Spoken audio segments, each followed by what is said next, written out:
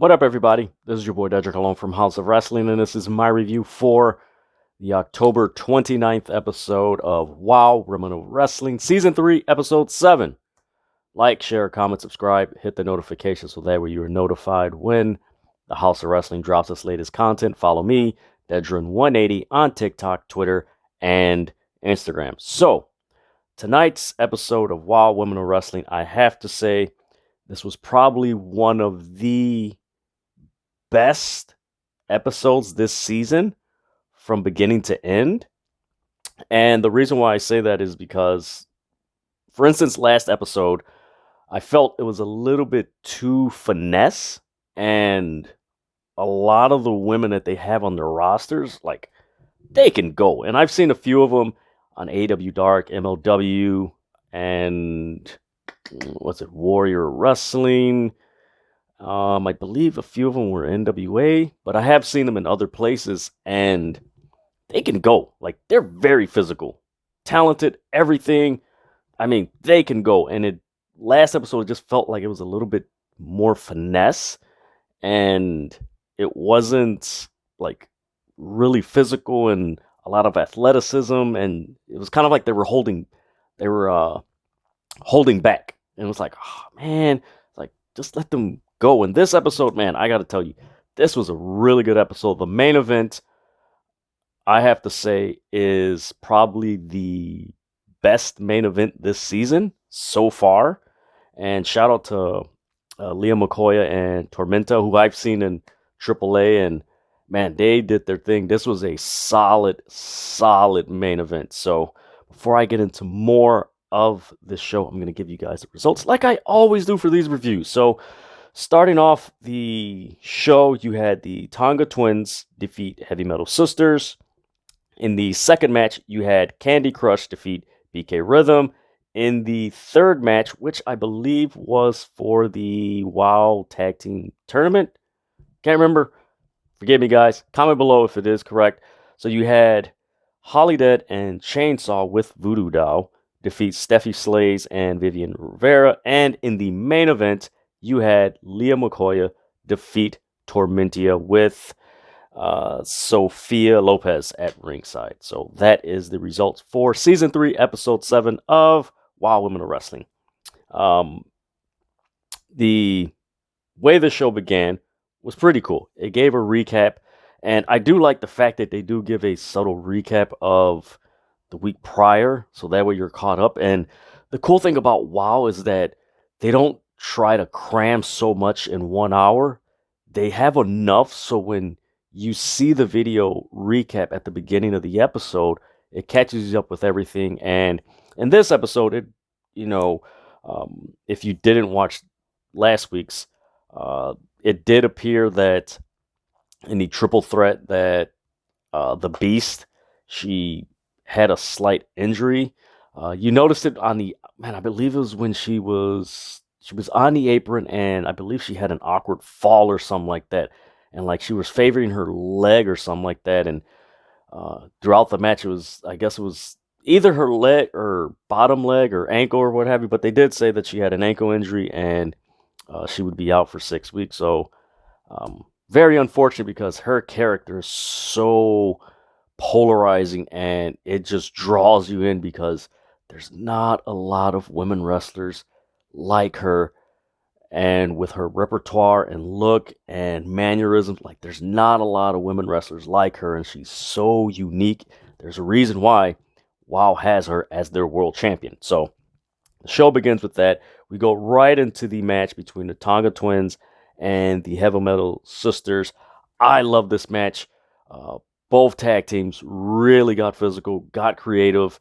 What I do like about WoW is that they have this, it's not old school, but it is something that the old school did a lot. And it is the heels cutting off the ring and taking advantage and keeping it short. And then the faces, when they get the opportunity, they just wail in it's like all that aggression of, man, you know what? You cut off the ring. You're trying to,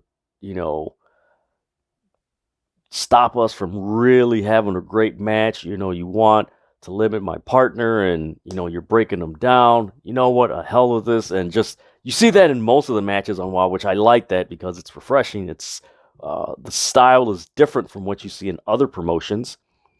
So you had the Tonga twins. They started off. Another aspect of this match that I liked that it was back and forth, and it wasn't a over the top back and forth. It was very simplistic. A shoulder block here, body slam here, a hip toss, and just trying to I like the strategy because it was back and forth, and they're trying to get the upper hand, and you're like, okay, it's going. It's almost like watching the like a ping pong tournament. Just boom, you're going like this, and it's like after a while, one just gets the advantage. Like, oh, okay, and then the other one gets the advantage, and then boom. So yeah, you had it was back and forth. The Tonga twins did their infamous headbutt, which I don't know why any of these wrestlers would attempt to headbutt them, which the Heavy Metal Sisters did. Then later on in the match, you had the Tonga twins basically dominate most of this match. And I like it because, man, they're so charismatic. Not only are they charismatic, they just have a look that you want to cheer for them. Their moveset, everything about them makes you want to cheer for them. And it's like, man, I could see this team doing really great things, not only in WoW, but in professional wrestling. I've mentioned on other reviews that they remind me of Jimmy and Jay Uso when they first started out in the WWE and with all the bright colors, and then they just got into their personality. Not saying that the Tonga twins would go that route, but if there is a progression in that manner where it leads to them being more themselves, oh man, that's gonna be fun. And they have the move set, they have the look, they have the charisma. It's just adding all the creativity and the things you learn along the way in the matches, and just putting it together and then putting it out for the fans like us. And it's like, whoa, this is cool. So you had that the Tonga twins were dominating most of the match. This was a cool double team move that the Tonga twins did, and it reminded me of the Eliminators in ECW. So you had, I believe it was Razor, or no, it was Fury. She was standing up, and you had the Tonga twin. One of them was here, and the other one was here, and one went for one went for the spear, and the other went for the chop block. So it was like boom. It was like, ooh. Like, I wish more men wrestlers would do that, because that's a pretty creative double team move. And it looked really good. The camera angle and everything, WoW did a really good job of really showing that move. They had the overhead shot, so you saw, and it was real quick, boom, and then they cut right away to the like a shot by the mat or something like that. But it was a really cool shot. So you had that. Then you had a nice tornado DDT by Fury, which was crazy because it was set up by a couple of counters where she was trying to, I believe, suplex. Yeah, she was trying to suplex her, and then she bounced off the rope and then executed, which is like really good. Then you had Razor execute. Man, she has a wonderful cannonball move going into the turnbuckle, man.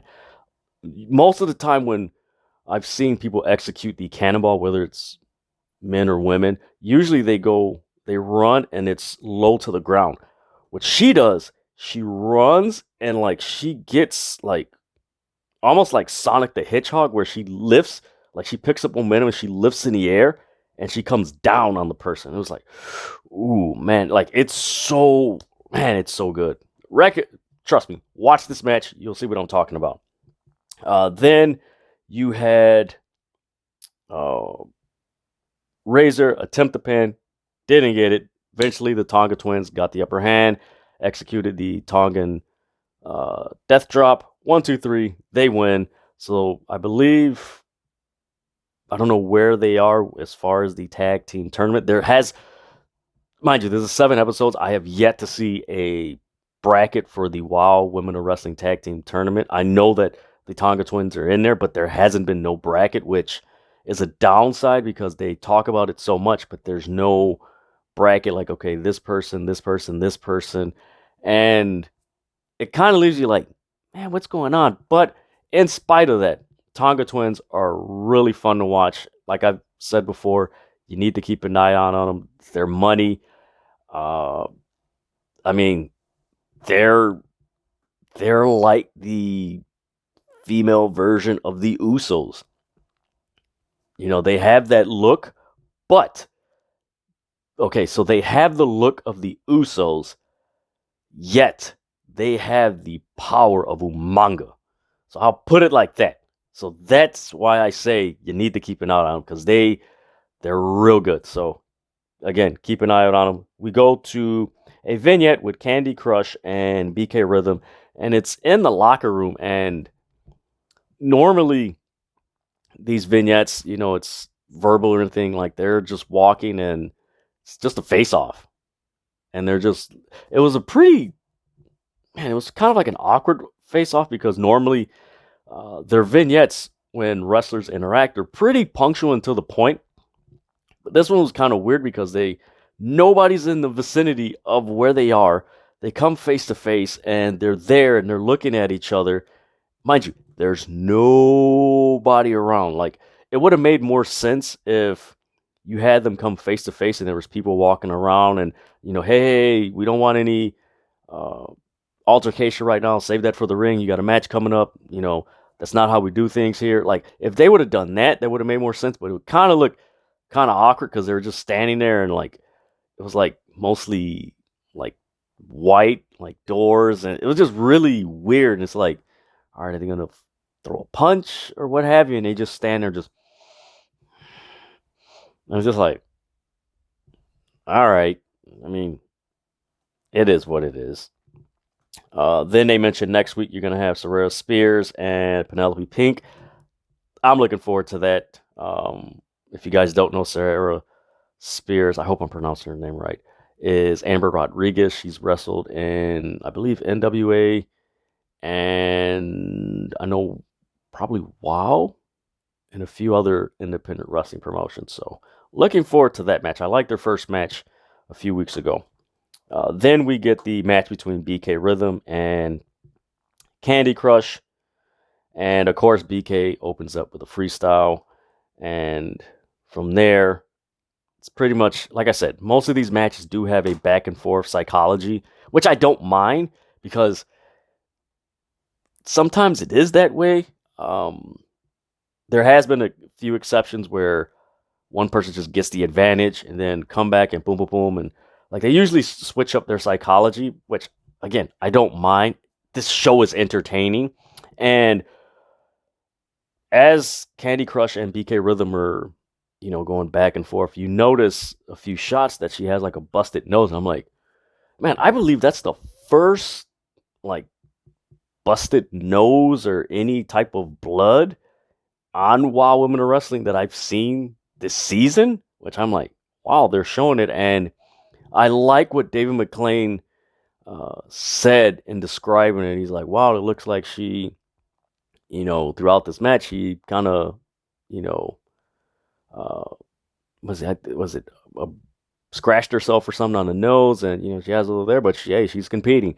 I'm actually becoming a very big fan of David McLean and just how they're telling these stories and how they're making things cohesive with what they got. Granted, it could be, they can improve some things, but for the most part, I mean, it's pretty entertaining. Like I enjoyed. So she has a busted nose, like a slight blood or something like that. Then BK was working the left arm. Then Candy Crush did her infamous comeback. Then after that, BK got a little bit more physical. Then Candy Crush got the upper hand, executed a forearm or a fireman's carry. Then she's waiting around and she did her KO Crush, which is actually a Superman punch.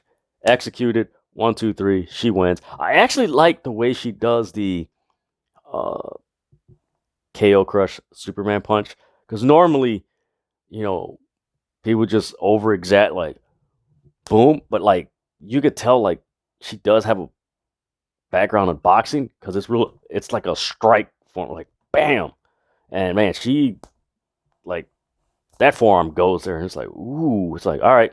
As soon as she hit it, it's like nah, this match is over with because she every time she executes it, it's it's over. So yeah, you had Candy Crush defeat BK Rhythm. Then we go to commercial comeback. We have Holly Dead and Chainsaw with Voodoo Doll versus Steffi Slays and Vivian Rivera. This was a fun match, man. I really enjoy Holly Dead. I've seen her in MLW. I've seen her actually in person at the All Women's Wrestling. Uh, no, was it Women's Wrestling Army? What am I talking about? All Women's Wrestling Army in Logan Square here in Chicago. And man, she can go. The match that I seen in MLW, she fought Ty Valkyrie, which was a really good match for the MLW Middleweight Women's Championship. That was a great match. Man, this match was really good. The last time I seen Steffi Slays and Vivian Rivera, it was interesting match. Like it was kind of clunky, but again, I rather deal with clunky than just like okay, I don't know what's going on here. Like there was a rhyme and reason to their match. It was just a little more fluidity to their match that would have been like, ooh, oh, okay. But yeah, this was a physical like I can tell in Wild Women of Wrestling like Holly Dead is really holding back because if you've seen a Holly Dead match in other places, that woman is very physical in the ring and she's keeping it low, just holding back a little bit, not being as much physical or anything like that. But she did kind of get some in towards the end of the match. So we get Holly Dead and Chainsaw. They attack. They start with the match attacking. And again, this is what I was talking about earlier as far as the psychology where Holly Dead and Chainsaw, they got the upper hand and they were just dominating. This wasn't back and forth. They were just dominating. Then eventually, Stephanie Slays and Rivera got the comeback. Then you had Holly Dead just display her power with a bunch of power slams and forearm strikes, which was, whew, man, oh man. Then Stephanie attempted to do a pin, kicked out, and then you had Holly Dead do like a arm. Man, it was a crazy arm leg stretch where she had her arm and her leg back. Like it was a crazy move. So you had that. Then you had uh, Stephanie Slays execute a really cool top rope uh, bulldog from the turnbuckle, which was, man, that it looked like it hurt. It was so good. So you had that. Then you had Vivian attempt a arm drag pin, didn't get it. In the end, Holly Dead executed a nasty kick, then a DDT, which resulted in Chainsaw executing a splash. 1, 2, 3, Holly Dead and Chainsaw win. So I believe this was for the tag team tournament. So I believe they go on. Pretty cool tag team, Holly Dead and Chainsaw. I've noticed that wherever Holly Dead goes, she always has like this very interesting group that she's in. Very, I don't want to say macabre, but very gothic. Well, I can't even say gothic, just very eclectic, dark eclectic, if there's such a term like that. But man, she looked good towards the end of this match. But again, like I said, you could tell Holly Dead is really holding back on the physicality, or maybe Wild doesn't want as much physicality. I can understand it, especially with the product and the way it's presented. You want to not have so much physicality because then it just gets crazy and stuff like that. But good match by Holly Dead and Chainsaw. We get a vignette of Leah McCoy, and it's basically a recap of why she's in WoW and her time in WoW and just the victories that she's accumulated this season and what drives her. And then David McClain is basically narrating this vignette, and then he mentions that she doesn't know that we've flown in her parents to watch her in the main event, which he mentions in the vignette. Like, one of my dreams is to see my parents, um, for my parents to watch me win a WoW match, and they were not disappointed. So we get that. We come back, main event. They introduce him again. I am going to say, if you want to watch a really solid women's match, and granted, we have WWE, and granted, they have all exceptional women talent. You have Stardom, which is the best wrestling, women's wrestling around right now. AEW has their women's wrestling that's improving, and you see what's transpiring in the last few weeks with their women's division, which is really good. Impact Wrestling, of course, hits it out the park. This match, don't sleep on this match. Some people may say, oh, it's not to the level of this company or that company. From what I saw tonight, this was one of the best women matches in WoW Women of Wrestling, but also this was one of the best women's matches probably this month. This was a very good match, and the reason why I say this was a very good match between Leah McCoy and Tormenta is because in WWE, you kind of know what the match quality you're going to get from the women wrestlers in WWE. AEW, you get the same thing. Impact, you get the same thing. Stardom, you kind of know. If you've watched it a while, you know. With WoW, with it relatively new and on the scene, of course, it's season 3, but you guys get what I'm saying. And for Leah McCoy, who, of course, has been on AEW Dark, and for Tormenta, who's been in AAA, you kind of go into this match, okay, it's going to be a good match, yeah. But when you watch this match, you're going to be like, wow,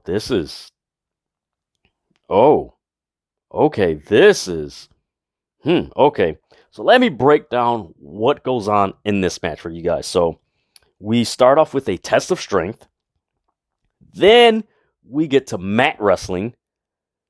Then from there, you have a head scissors takedown from Leah McCoy. Then you get a headlock. Then you get into chain wrestling. Yes, chain wrestling from Leah McCoy and Tormenta, which you rarely see that. I don't care if it's a men's match or a women's match. You rarely see that now. And this was cool, and I like the shout out that David McLean gave on commentary. He's like, wow, I'm a really big fan of chain wrestling. And the fluidity in this match was so smooth by Leah McCoy and Tormenta. This was a really smooth match. They took their time. As a viewer, you really got into this match. They gave them enough time where you're just like, man, okay, they're telling the story. They really didn't rush anything. Everything, like I said, man, everything was so smooth. So you had the chain wrestling, then you had, man, these forearm strikes by both women. Man, this wasn't just you heard some, it hit some cheek, jaw, it hit something. So you had that. Then there was a sweet monkey flip by Leah McCoy, which you rarely see that move now. Of course, back in the day, 20 years, 25 years ago, that was a common move that you've seen by more so the cruiserweights and light heavyweights. But man, this was so cool to see this move being executed. Then you had a running knee by Leah McCoy, which was nasty because, again, this was a physical match. This was physical, but both women really showed some aggression in this match. Okay, we're having a match, but I want to win this match. And that came across in this match. So you had that. Then you had a spot where Sofia Lopez unfortunately interfered, which the ref didn't see. And I'm like, man, how do you not see this? Really? Then you had Tormenta with a running knee, which, again, it execute. Man, whew, that hit. Then you had Tormenta with a quick drop kick that really stunned Leah McCoy. Then from there, She wound up executing Eddie Guerrero's Three Amigos. Yes, she did the Three Amigos, which I didn't expect. I was like, man, this is really cool. And the way she did it, she didn't take a long, like, man, it was so smooth. How, like, man, this was the smoothest Three Amigos I've seen since probably Eddie Guerrero did it. Like, it was that flawless, man.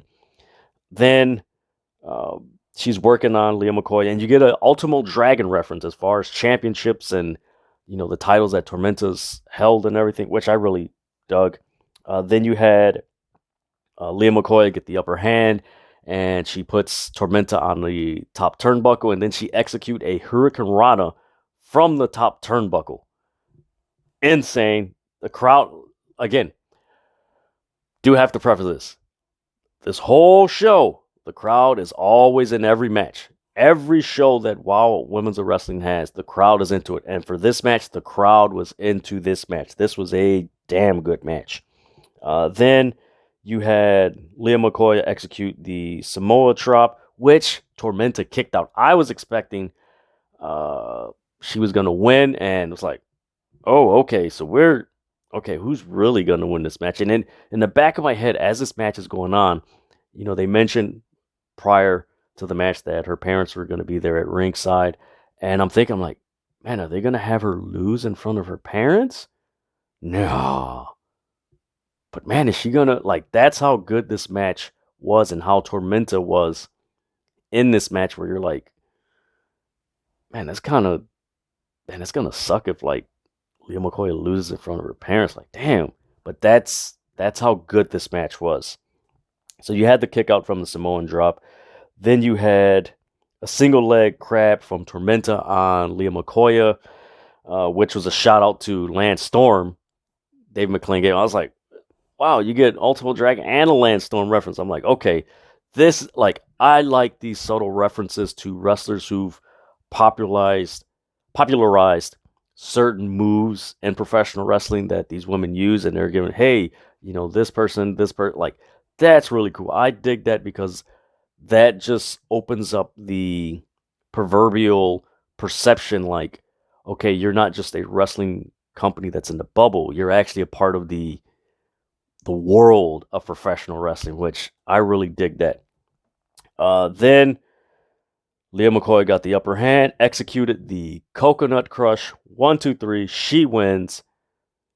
Leah McCoy wins this match. This was pretty dope. And what was really cool was afterwards, Dave McClain gets in the ring and he talks to her and he's like, we did something special for you. We know that you wanted to see your parents watch you wrestle and win a match, and they're there at ringside. And that was really cool that you seen her parents, and she went and hugged them and everything. And of course, the show went off. But that main event, man, I recommend you guys watch the match between Leah McCoy, Tormenta, Season 3, Episode 7 for Wild Women of Wrestling.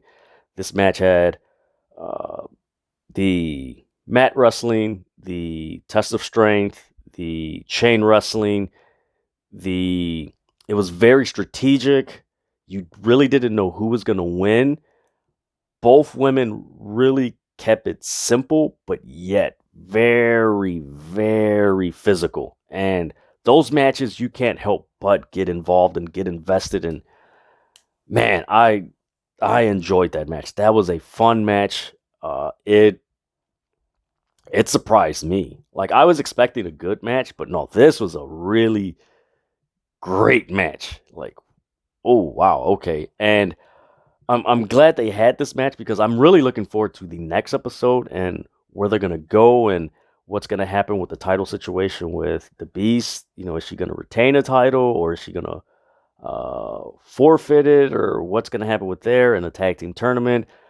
I kind of wish they would have followed up with the Jesse Jones story, where she filed the paperwork request to enter the tag team tournament, and Samantha Smarts threw it away. I kind of wish they would have had a vignette touching in on that storyline, because that's a really cool story that, like I mentioned in the previous review, like, the creative doors of doing stuff like that are really big. And Um, Wish they would have done it, but I'm really looking forward to what's gonna happen next. But man, shout out to Leah McCoy and Tormenta, man. They really, really did a tremendous job. That main event was spectacular.